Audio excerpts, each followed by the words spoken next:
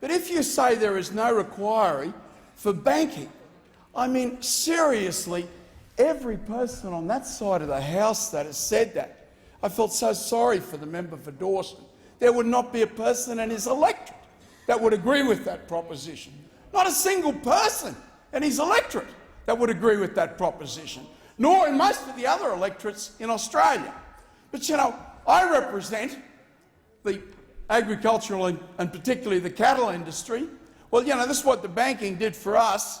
We got $750 million. We thank Treasurer Swan and Treasurer Hockey for that money.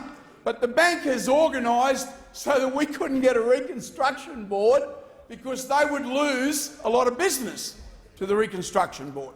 I speak with authority because I was effectively head of the reconstruction board in Queensland.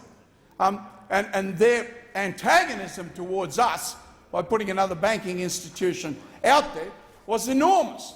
So we had no banking institution, so something like 2/3 of the dairy farmers in Australia have gone. There is a farmer doing away with himself every 4 days in this country, and no one seems to think that there's any problem.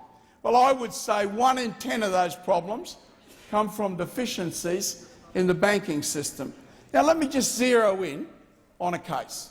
This was a case that Treasurer Swan thought was so important that he ordered ASIC, the head of ASIC, to meet with me twice. This was a problem that Treasurer Hockey thought was so important that he ordered ASIC to meet with me once. Here is a $200 million sugar mill owned by the farmers. It is sold out from under them for $2 million. Has anyone gone to jail? Was there any inquiry? Did ASIC do anything? I mean, in Innisfail, where this occurred, they refer to ASIC not as a watchdog but as a lapdog. And of course, there's the figures. Anyone can find out. The mill was valued the year before. There was an offer for $56 million. The mill the year after was sold by the company for $76 million, but they bought it for $2 million. Now, the banks are going well. They have loaned money out for housing to a point where the housing values in the Greater Sydney area are $1 million, near enough to $1 million.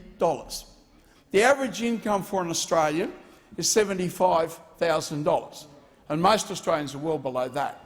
But take out the tax and you're about $56,000, and of course if you're paying $970,000 for a house, there's your $56,000 gone. And then you tell me there is no necessity for an inquiry.